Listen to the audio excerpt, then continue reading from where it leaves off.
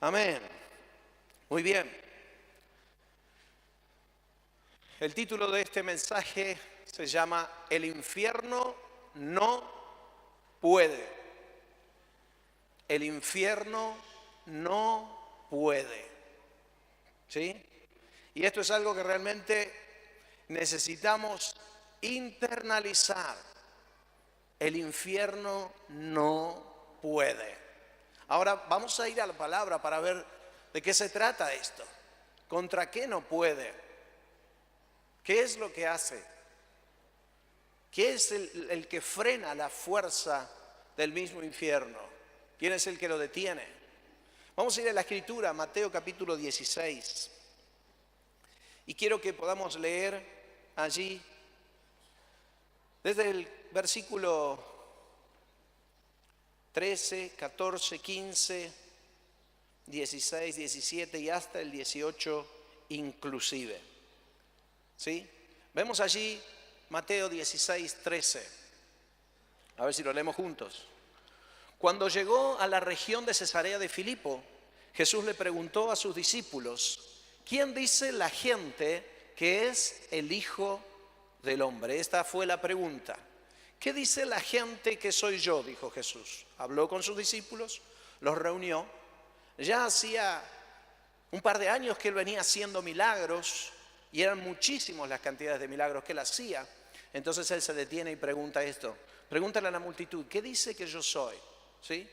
Fíjense lo que dice la respuesta en el verso 14 de los discípulos. Dice: unos dicen que es Juan el Bautista, otros que Elías y otros que Jeremías o uno de los profetas. Versículo 15 dice: ¿y ustedes quién dicen que yo soy? Vos, ¿quién decís que es Jesús?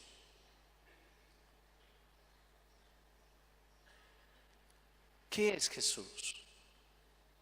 ¿Quién es Jesús? ¿Qué hace Jesús? ¿Qué hace en tu vida? ¿Sabes?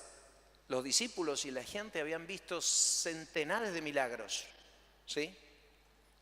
Pero Jesús no preguntó: ¿qué hago? ¿Qué dice la gente que yo hago? ¿Hago milagros, sanidades, prodigios, multiplicación de los alimentos? ¿Qué dice la gente que yo hago? No. Y yo quiero decirte que Jesús no te está preguntando esta mañana qué es lo que Él ha hecho por ti. No, no es eso.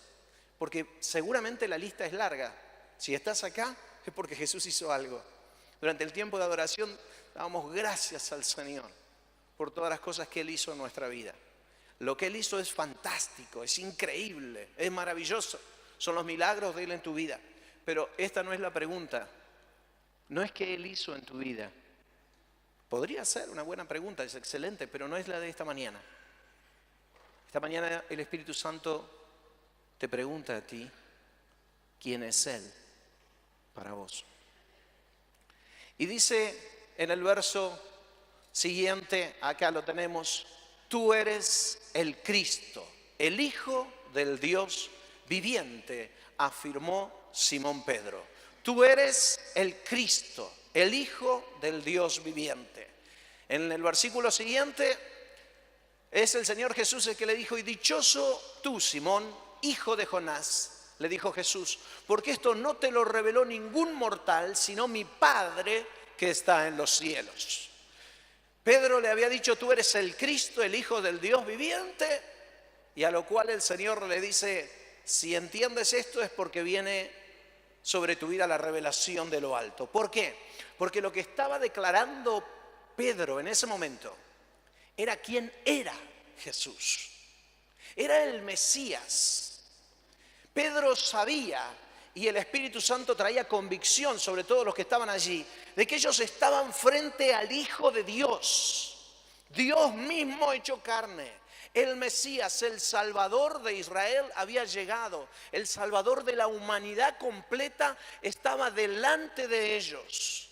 Y el Padre, por medio del Espíritu Santo, permitió que Pedro y los demás pudieran reconocer que ese Jesús que estaba delante, ese hombre que estaba allí adelante, no era un hombre, era Dios, Dios mismo allí.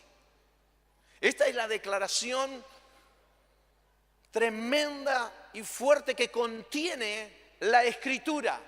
Desde el Génesis hasta el Apocalipsis, la Biblia nos habla del principio al fin de que Él es Dios, de que Jesús es Dios. Todo lo encerró la Escritura para hablarnos acerca de Jesucristo. Entonces esta declaración de Pedro termina siendo tremendamente contundente en relación a toda la verdad que existe. Si hay una verdad que vos y yo necesitamos reconocer y recibir por el Espíritu Santo en nuestra vida, es de que Él es Dios. Él es el Hijo del Dios viviente. Él es el Mesías aguardado por toda la creación, antes de Él y después de Él, para poder recibir salvación. El perdón de los pecados vendría a nuestra vida por medio del derramamiento de su sangre.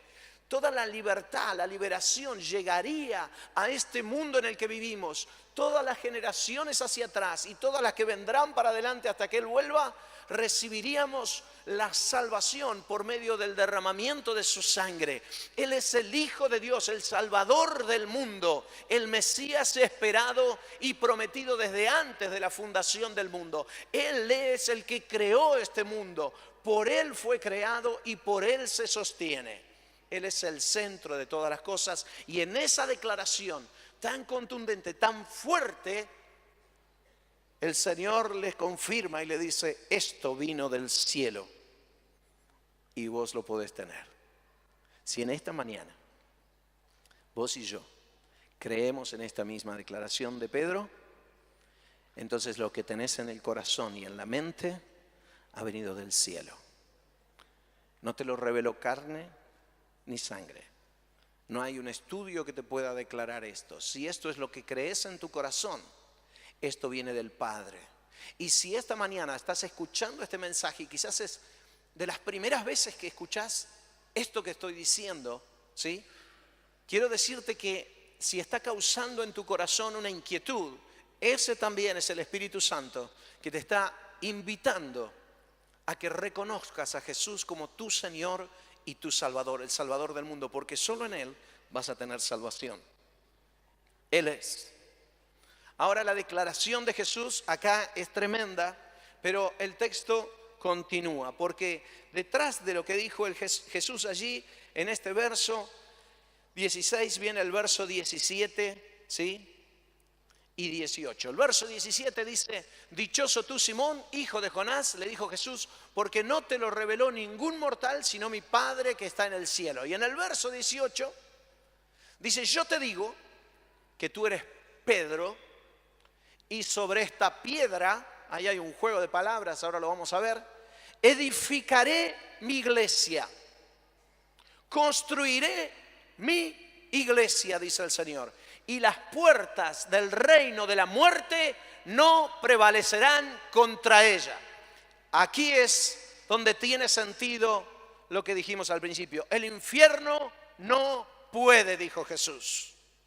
Esta es la palabra de Jesús, después de haber sido declarado Él como Señor, Rey y Dios sobre toda la tierra y sobre todo el universo. Él declaró, ¿sí?, que Él venía a edificar la iglesia y que las puertas del infierno no podían contra la iglesia del Señor. Tremendo mensaje de esperanza para nuestra vida. Quiero darte un detalle. Esta palabra que figura allí donde dice edificaré, si me lo dejas un ratito más, edificaré mi iglesia, ¿sí?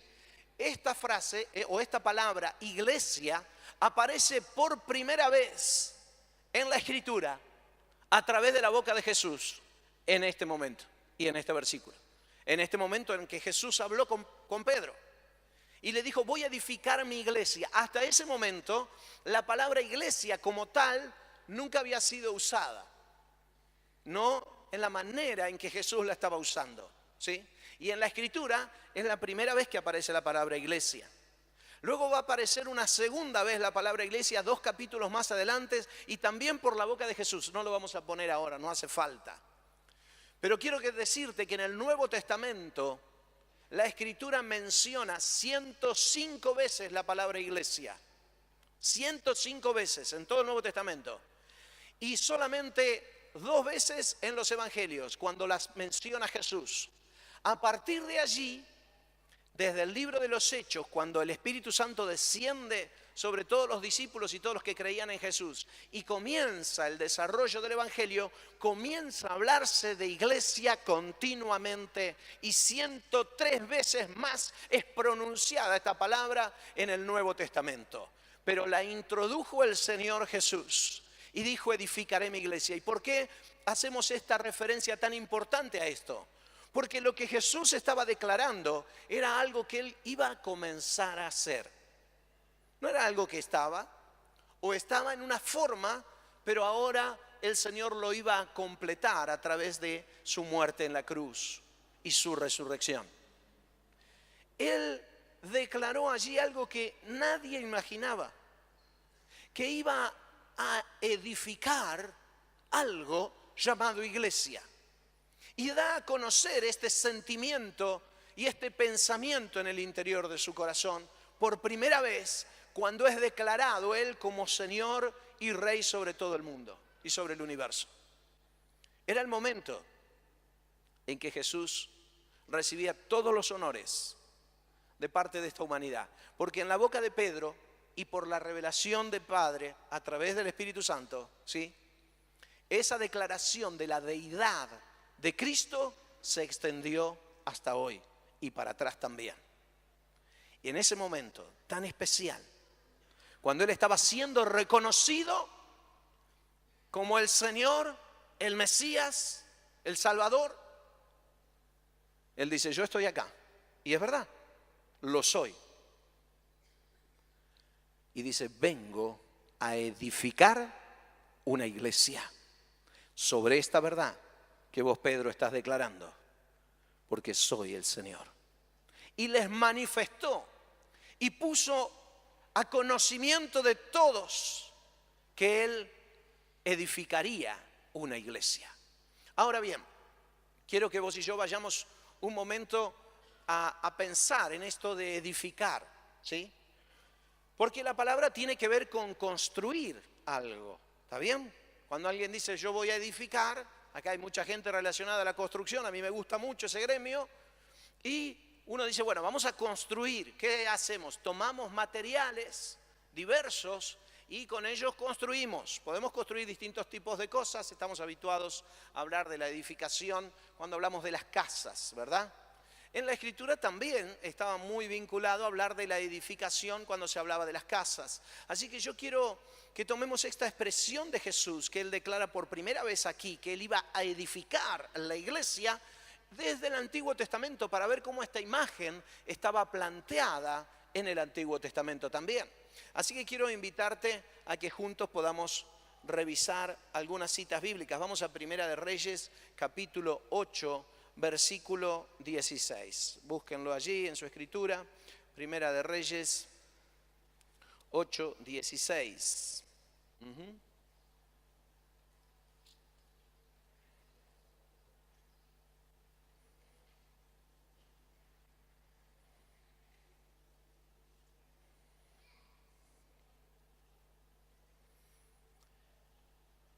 Vamos a leer este texto desde aquí. Dice: desde el día en que te saqué de Egipto, le dice Dios a su pueblo, a mi pueblo Israel, no elegí ninguna de las tribus de Israel para que en ella se me construyera un templo donde yo habitara, sino que elegí a David para que gobernara a mi pueblo Israel. Desde el día en que te saqué de Egipto, yo no elegí ninguna ciudad a donde se me construyera un edificio a donde yo fuera a vivir. Estos versículos, solo para hacerlo más breve, están en medio de un contexto donde lo que nos está contando la Escritura es el momento en que se va a comenzar a construir el templo, ¿sí? el templo que fue conocido como el templo de Jerusalén. Allí, si vemos luego el verso 17, dice, a ver por favor, uno más, o complicamos la vida ahí. Bueno, ustedes me avisan cuando está. Ahí está, mirá. Pues bien, mi padre David tuvo mucho interés en construir un templo en honor del Señor Dios de Israel. Aparentemente, el deseo en el corazón de David era construir un lugar, una casa. El concepto que está instalado en el mundo es que es la casa, el edificio, es un edificio a donde Dios vive. ¿Está bien? Ese es el concepto. Muchas veces hablamos del templo y decimos, bueno, el templo es el lugar a donde Dios vive. ¿Sí? Ahora, ¿es verdad esto o no es verdad? Ya me estoy pareciendo a mi amigo Juan. Empieza con las preguntas. Escucho, dice Juan. No. Pero, ¿es verdad o no es verdad? ¿Intentaba David realmente construir una casa a donde Dios viniera a morar? Vamos a ver lo que dice el versículo 27 del mismo capítulo. Fíjense en lo que dice. Dice, pero ¿será posible, Dios mío, que tú habites en la tierra? Si los cielos, por altos que sean, no pueden contenerte, mucho menos este templo que he construido. Y esta es la voz de Salomón. Quiero invitarte a leer un momento muy significativo en el que David habla de esto en Primera de Crónicas 2:28. Fíjate lo que dice esta expresión. Primera de Crónicas, entonces, 28:2, perdón, no 2:28. Primera de Crónicas 28:2, gracias. Puesto de pie, el rey David dijo, hermanos de mi pueblo, escúchenme. Yo tenía el propósito de construir un templo para que en él reposara el arca del pacto del Señor nuestro Dios y sirviera como estrado de sus pies, y ya tenía todo listo para construirlo. Cuando David habla aquí, obviamente es anterior a los versículos que leímos, ¿sí? Que fueron Salomón el que estaba hablando cuando ya el templo estaba construido. David comienza a hablar de esa motivación que había surgido en su corazón de construir un templo, pero David sabía que al construirlo, Dios no podía vivir en él. Dice, los cielos de los cielos no te pueden contener. ¿Cómo voy a hacerte una casita de ladrillo, de bloque, donde vos puedas estar? Es imposible que vos vivas ahí. Es más, dice, mi intención al hacer esta casita que sea un lugar donde vos apoyás los pies, dice, nada más, como un estrado donde apoyes tus pies. Pero ni ahí de vivir. Esto era claro en el corazón de David. Dentro del templo iba a ser puesta el arca. Muchas veces hablamos del arca como el arca de la presencia. Sí, se la conoce de esta manera. Y es verdad, Dios tenía presencia de él en el arca, pero el arca no contenía, jamás contuvo a Dios. Era un elemento a donde Dios usaba así para manifestarse, pero no era un elemento que lo contuviera. No lo podía contener un templo, mucho menos una pequeña arca de madera recubierta de oro, que así se llamaba el arca de la presencia. Y David sabía esto y se lo enseñó a su hijo Salomón. Y en la dedicación del templo, cuando Salomón dedica el templo a Dios, la casa que él había edificado con todos los bienes que su padre había juntado para esto, Salomón dice en la oración, dice, Señor, este es el lugar a donde se reconoce tu nombre. En ningún momento, desde la fundación del templo, fue mencionado ni por David, ni por Salomón, ni por los primeros que siguieron a ellos, que el templo fuera la casa de Dios. No fue mencionado así. Era un lugar que reconocía el nombre de Dios. Y el mismo Jesús dice, esta es la casa donde, ¿sí?, el nombre de mi Padre es declarado y es puesto en alto. Era una casa de reconocimiento. Pero Dios nunca habitó en templos humanos. Nunca habitó en edificios. ¿Sabes? Muchas veces cuando decimos, invitamos a alguien a venir a la reunión, a la iglesia el domingo a las 10 de la mañana, decimos, bueno, mira, venite el domingo al templo, ¿sí? Y ahí vamos a estar todos teniendo la reunión. Usamos esta expresión. Yo creo que lo hacemos cariñosamente y en un sentido de reverencia, pero sabes, esto es un salón, esto no es un templo, ¿sí? En el concepto donde se adora a Dios puede ser, pero templo mismo, templo da la idea de tener y contener a Dios. Y no fue así, nunca fue así, porque no es el templo. Entonces, vamos a volver al Evangelio de Mateo en el capítulo 16, allí en este verso 18, donde es mencionado por el Señor Jesús que Él edificaría la iglesia. Para que vos y yo entendamos que cuando Jesús habló de construir algo, en ningún momento habló de que iba a construir salones. ¿Sí? No. Entonces, cuando Él dijo voy a edificar mi iglesia, ¿de qué estaba hablando? ¿Qué iría a edificar? ¿Y qué es lo que Él tiene pensado cuando Jesús dice que va a construir una iglesia para Él? Es interesante también que estos versículos de Jesús, ¿sí? Dice, construiré, edificaré mi iglesia, dice el Señor, ¿sí? Es muy puntual, porque no hace referencia al Padre, hace referencia a Él. Dice, yo voy a construir y voy a edificar mi iglesia, dice el Señor. Ahora, vos y yo, los que estamos quizás algunos años más en la iglesia y conociendo la palabra, podemos identificar plenamente que el Señor Jesús, cuando hablaba de edificar la iglesia, hablaba de edificar su cuerpo, que así es conocida en la Escritura. Él iba a edificar algo que no existía hasta ese momento. ¿Por qué no existía? Porque Él vino para mostrarse como Rey y como Señor, y una vez que Él fuese allí coronado en la cruz y obtuviese la victoria sobre la muerte, ¿sí? Resucitar al tercer día, Él se iba a tornar la cabeza de todo gobierno dado por el Padre. Esto lo dice Filipenses en el capítulo 2, que a Él le fue dado la autoridad sobre todas las cosas. Y luego a todos los que creeríamos en Él, nos iba a conformar o a involucrar en algo que Él dio en llamar en ese mismo texto por primera vez como iglesia, ¿sí? Una comunidad de gente, eso es la iglesia. Un grupo de gente en el cual el proceso divino de Dios se está llevando adelante. ¿Y por qué digo esto? Porque comunidades de gentes hay muchas, pero personas que crean en el Señor Jesucristo y que admitan que Él trabaje en sus vidas, no hay tantas, ¿sí?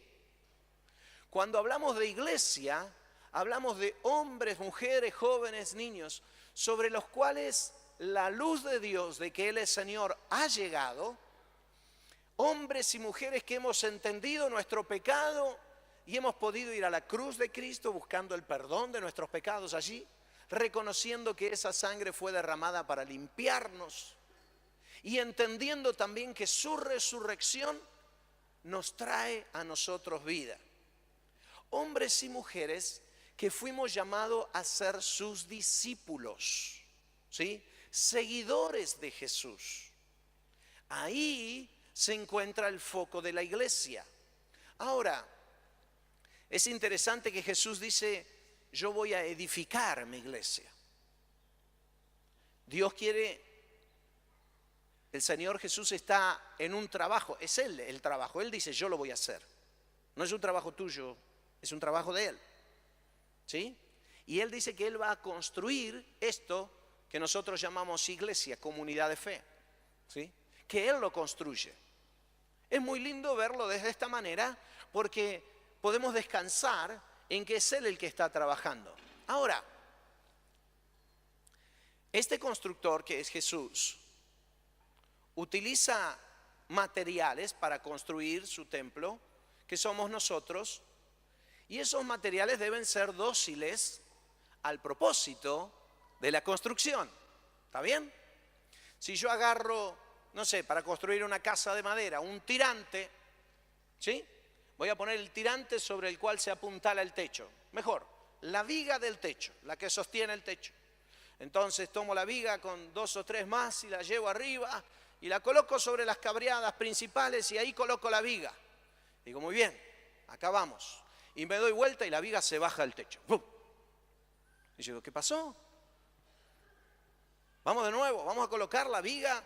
Y yo que soy el constructor, quiero colocar la viga ahí arriba en el techo. Y me doy vuelta y la viga se baja del techo. Epa, ¿cómo es la cosa? Esto no ocurre, ¿verdad? A menos todavía nunca me pasó. Pero quiero decirte que el punto es que los materiales son permeables a la voluntad del constructor. Es el constructor el que decide dónde y cómo ponerlos, en qué lugar y qué función va a cumplir. ¿Está bien?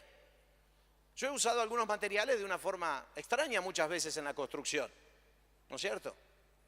Y podés usarlos, porque es de las características que vos quieras darle a lo que estás construyendo. Así es el Señor con nuestra vida.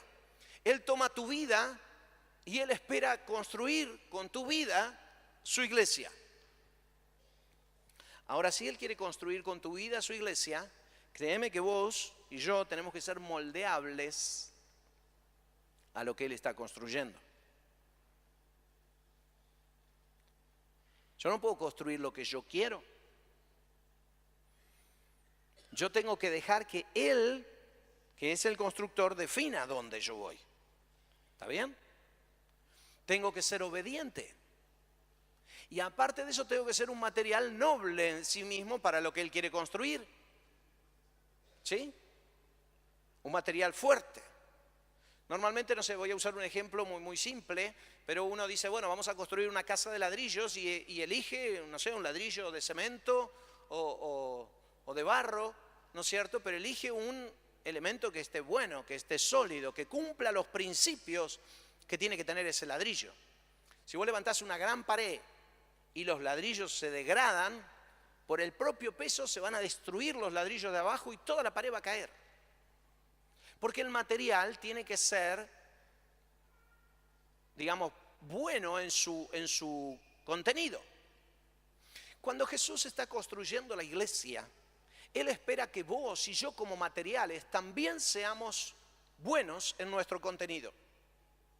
Él no quiere construir la iglesia y decir, bueno, más o menos me salió así, pero ya está, no importa. No, Él construye y Él construye a la perfección.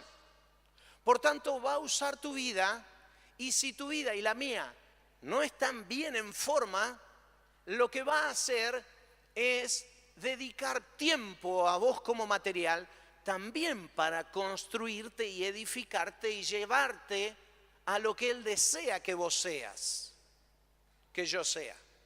Entonces, una vez que el material está correcto, entonces va construyendo su iglesia.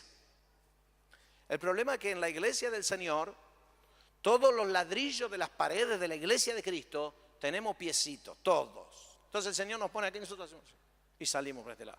Y el otro sale para el otro. Y Dios quiere unir la iglesia y todos salimos para lugares distintos. Y hablamos mucho de la unidad de la iglesia, pero nos desparramamos por todos lados. Porque somos un material un poquito gelatinoso para la construcción, por decirlo de alguna forma. Tenemos muchas mañas, ¿sí? Ahora Él se propuso construir la iglesia con tu vida. Él no va a edificar un salón de ladrillos a donde Él venga a vivir. Él va a edificar tu vida y la mía y nos va a juntar y va a morar en medio nuestro. Esta es la verdad de Dios, ¿ok? Y hay algo más.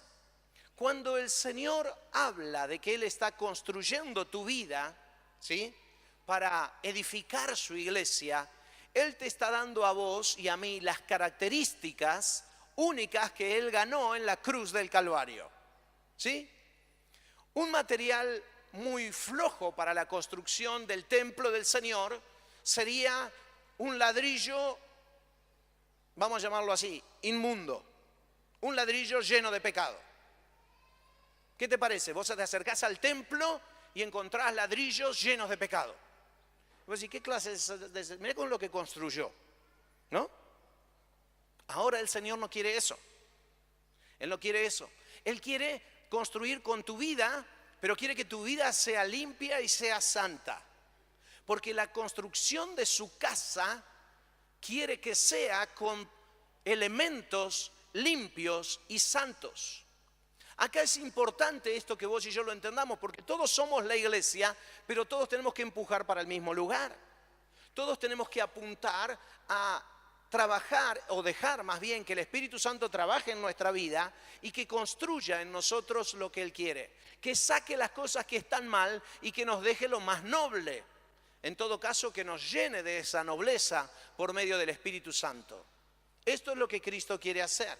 Quiero que puedas acompañarme a un texto en Colosenses, en el capítulo 1, en el versículo 18.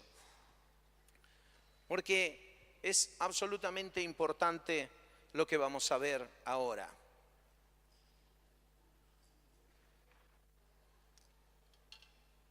Este edificio que el Señor está construyendo, su iglesia, ¿sí?, tiene particularidades únicas. Vamos a leerlo en Colosenses 1:18. Dice, Él es la cabeza del cuerpo, que es ¿qué? La iglesia. ¿Está bien? Algo instituido por Jesús y que comenzó allí con Él. Fue idea de Él. Él es el principio, ¿verdad? De todo. El edificio que está construyendo, a donde Dios va a morar y donde Dios mora. El primogénito de la resurrección, porque todos vamos a resucitar, para ser en todo el primero. Versículo siguiente dice, porque a Dios le agradó habitar en Él con toda su plenitud. Toda la plenitud de Dios mora en Jesús, por eso reconocemos a Jesús como Dios mismo, porque en Él mora toda la plenitud de Dios Padre. Padre, Hijo y Espíritu Santo, un solo ser.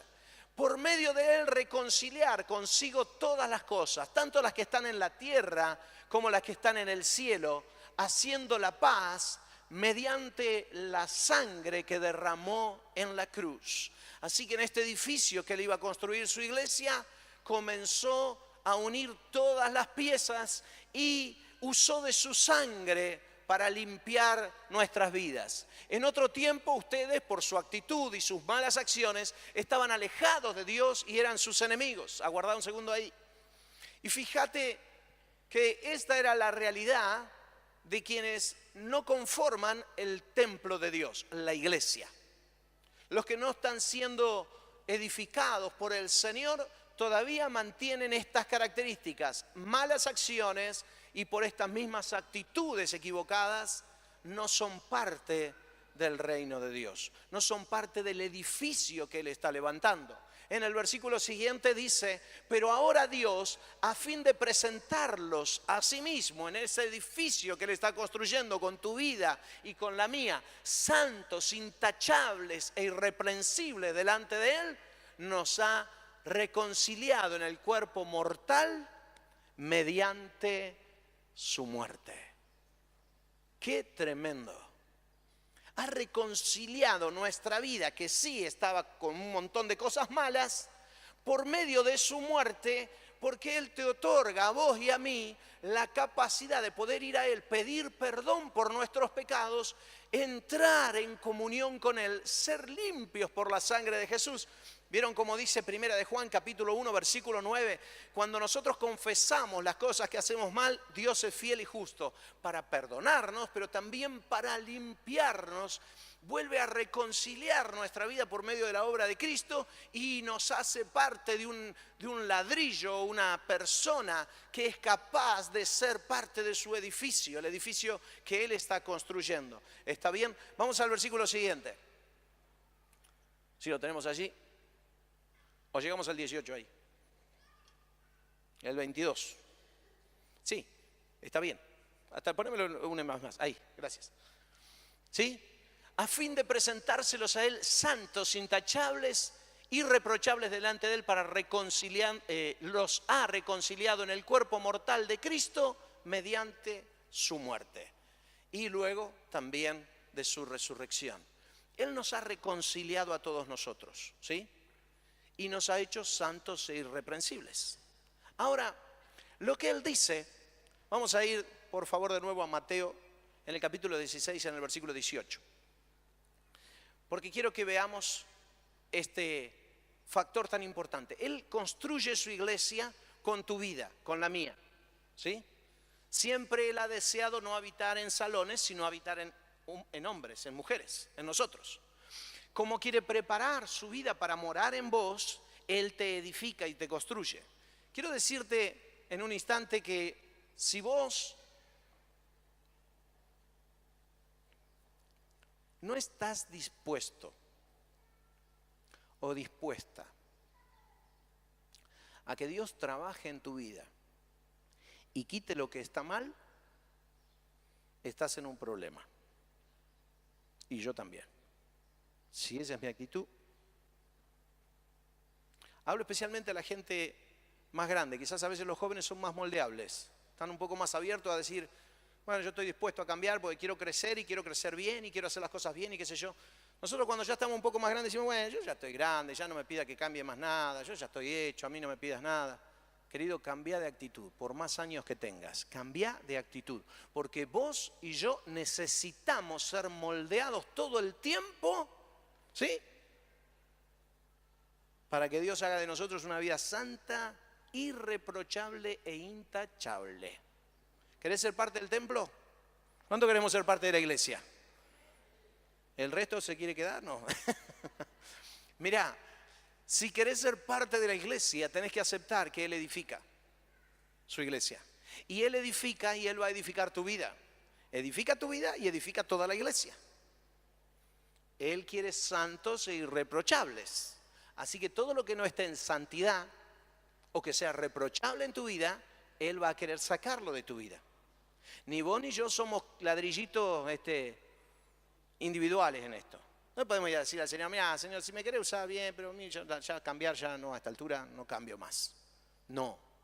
Vos y yo, hasta el último día de aliento, de vida sobre nuestra tierra, tenemos que decir al Señor, Señor, seguí cambiándome. ¿Estamos dispuestos a esto?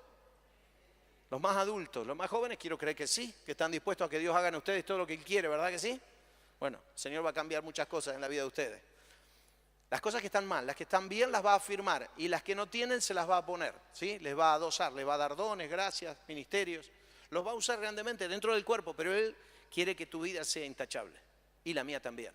Si estás acá y hay cosas, áreas de tu vida, hermano, en verdad te lo digo, si hay áreas de tu vida que no están bien con el Señor, no te dejes estar. Sos un elemento importantísimo en la obra de Cristo. Sos alguien que Él eligió para ser morada de Él. Él quiere hacerte limpio. Todo lo que tenga que ver con la inmundicia tiene que salir del corazón del cristiano. ¿Estamos bien? ¿Decimos amén? Amén. Esta es la iglesia que Él está edificando, Él está construyendo esto. Ahora Él dice algo allí en el versículo que leíamos.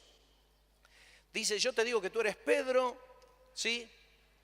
Y sobre esta piedra edificaré mi iglesia. Era el reconocimiento de Pedro, hablando de Jesús. Dice, y las puertas del reino de la muerte no prevalecerán. ¿Sabes qué dice allí? El infierno no puede. Eso es lo que dice ese texto. Dice ese texto que la iglesia que el Señor está edificando no tiene ningún tipo de freno en el infierno de ninguna manera. Cada uno de nosotros que vayamos a morir en Cristo, vamos a resucitar en Él. Y las puertas del infierno no van a prevalecer en Él. ¿Está bien? En tu vida. Esta es la verdad. No vas a quedar. Las puertas del infierno no van a prevalecer contra mi iglesia, dice el Señor, porque yo la edifico en santidad y en perfección, la cubro con mi sangre y la voy a levantar a los cielos. Pero quiero decirte algo más. Esto de que las puertas del infierno no prevalecerán No es solo una profecía a futuro, que esta es una realidad inconmovible de la Escritura, que no va a prevalecer el infierno frente a la iglesia. La iglesia se va a levantar al sonar de la trompeta y todos saldremos con Cristo. Pero eso es también un presente hoy. La iglesia hoy tiene el poder de Cristo para que el infierno no pueda prevalecer contra ella. Pero esa iglesia tiene que ser una iglesia santa, una iglesia limpia, una iglesia que deja ser tratado, un cristiano que se deja edificar en su vida, que no se cansa de que Dios vaya trayendo cada vez mayor santidad a su vida, mayor revelación de su palabra. Porque cuando eso sucede en tu vida, las puertas del infierno tampoco pueden prevalecer contra las circunstancias que vos estás atravesando. Eso es lo que dice el Señor. El infierno no puede contra mi iglesia. Pero querido, no está hablando de una institución humana. No está hablando de Iglesia Cristiana Peniel, Franklin 1350. No está hablando de una institución. Está hablando de hombres y mujeres que se someten al poder de Él, del Espíritu Santo, y que dejan que el Espíritu obre en sus vidas y también ser usados por el Espíritu. Esa es la iglesia. Eso somos nosotros. A eso nos ha enseñado y el infierno no puede. ¿Estás contento con esta verdad de Dios? Amén. Vamos a orar al Señor. Señor, te damos tantas gracias esta mañana que podemos recorrer estos pasajes de la Escritura y extraer, Señor, por medio de tu Espíritu Santo, estos tremendos principios de verdad, Señor, que llenan nuestra vida completamente. Sabemos, Señor, que las puertas del Hades, porque en tus labios está esta palabra, no van a prevalecer jamás contra tu iglesia.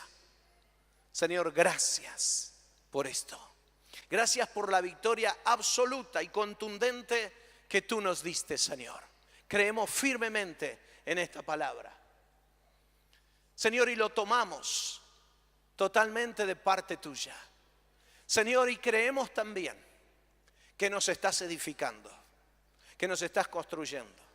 Por tanto, Señor, lejos de resistirnos a tu trato y a lo que nos estás pidiendo humanamente, Señor, queremos ser con un corazón sensible, dispuesto y abierto a todo lo que tú quieres construir en nosotros. Señor, sabemos que tú eliges materiales puros y limpios. Haz eso en cada área de nuestra vida, en nuestros pensamientos, en nuestros sentimientos, en nuestro cuerpo, en nuestras acciones.